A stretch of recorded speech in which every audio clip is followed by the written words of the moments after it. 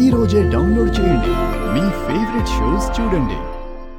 ఈ మధ్య మీకు లెటర్లు బాగా వస్తున్నాయి కదా?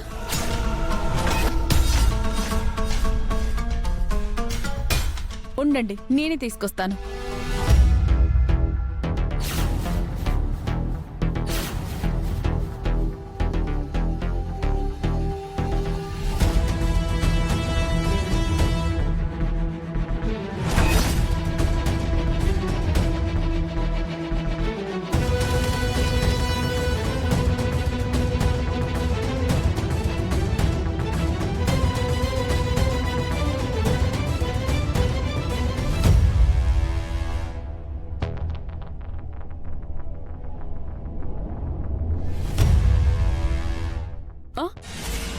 ఈ లెటర్ నేనే ఓపెన్ చేస్తాను.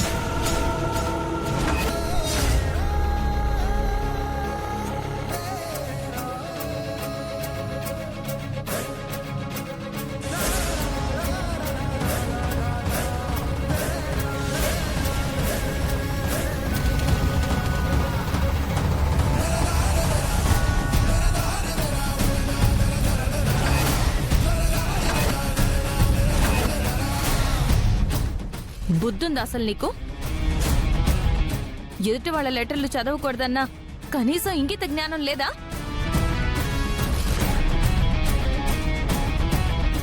ఏంటి నువ్వు చేస్తున్న పని? ఏంటక్క అంత బాధపడుతున్నావు? లెటర్లో ఏముందో చూడ్డం తప్ప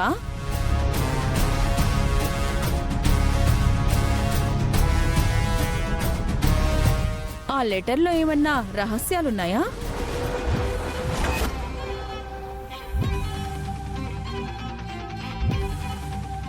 ఉమ్మడి కుటుంబం అన్నాక అన్నీ బహిరంగంగానే మాట్లాడుకోవాలి.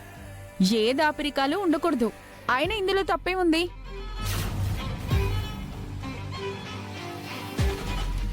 నువ్వు చెప్పేది కరెక్టే ఊర్వశి. కానీ అభిమానం పంచుకోవడంలోనూ ప్రేమాభిమానాలు చూపించుకోవడంలోనూ అందరూ కలిసి ఉండాలి.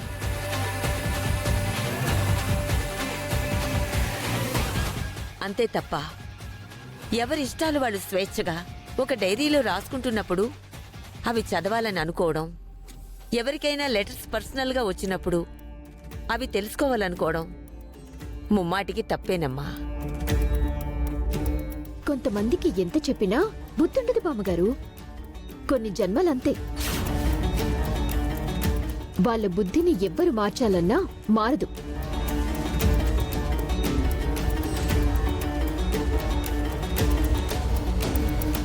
వాళ్ళ బుద్ధి బుర్రలో మట్టి ఎప్పటికీ పోదు.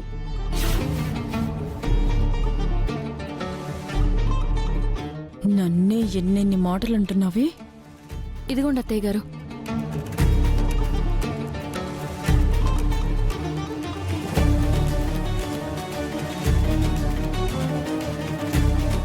అత్తయ్య గారు, ఇది మీ అబ్బాయికి వచ్చింది. మామ్, ఏంటి లెటర్?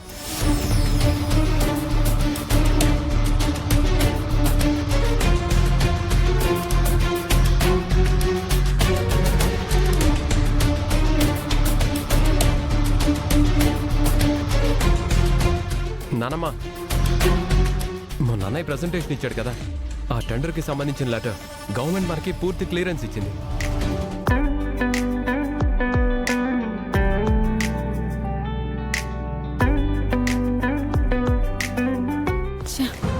అది అత్తయ్యకు వచ్చిన లెటర్ అనుకున్నాను.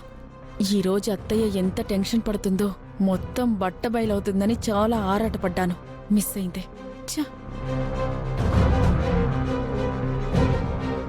ఇంకెప్పుడు ఇలా దురుసుగా ప్రవర్తించుకు.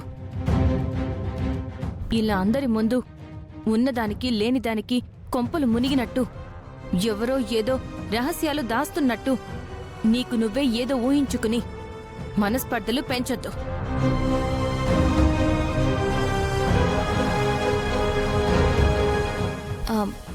బామ్మగారు, బాలాగారికి బాక్స్ ఇచ్చొస్తాను. అలాగేనమ్మా, జాగ్రత్తగా వెళ్ళరా.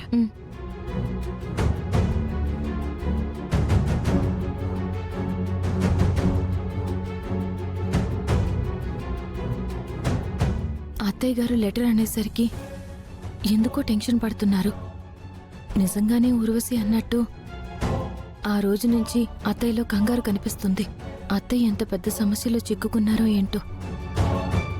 అత్తయ్య ఇంతకు ముందు ఎప్పుడు ఇలా టెన్షన్ పడ్డం నేను చూడలేదు. నిజంగా ఆమె మనసులో ఉన్న బాధ ఏంటో, ఆమెని ఇబ్బంది పెడుతున్న ఆ సమస్య ఏంటో తెలుసుకుని ఆమెకు అండగా నిలబడి ఆ సమస్య నుంచి అత్తయ్యని నేను కాపాడుకోవాలి. ఈ విషయంలో ఊర్వశి జోక్యం లేకుండా చూసుకోవాలి.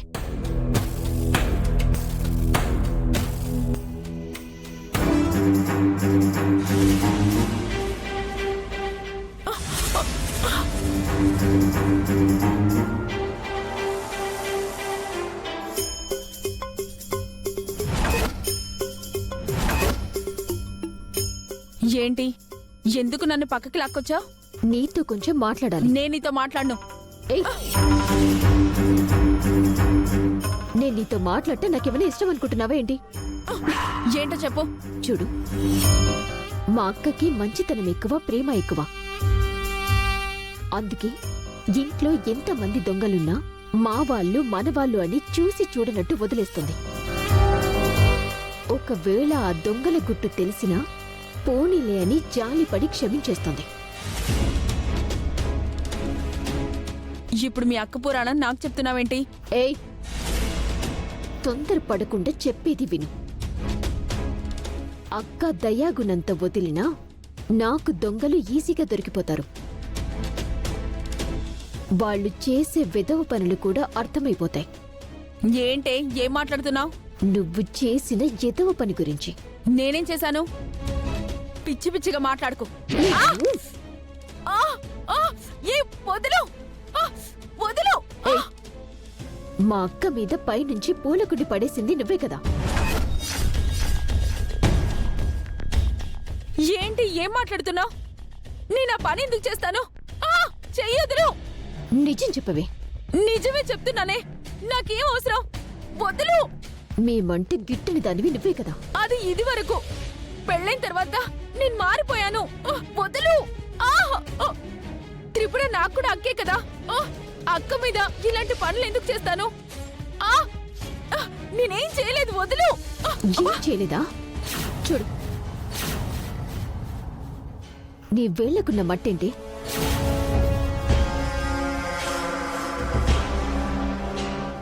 నువ్వే కావాలని పూలకుండి మీద పడేలాగా ప్లాన్ చేశావు.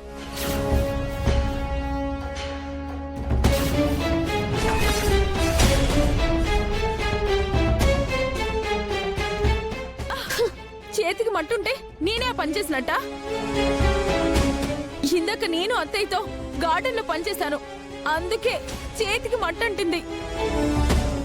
నువ్వు ఇంట్లో పనులు కూడా చేయవు, గార్డెనింగ్ పని చేసావా?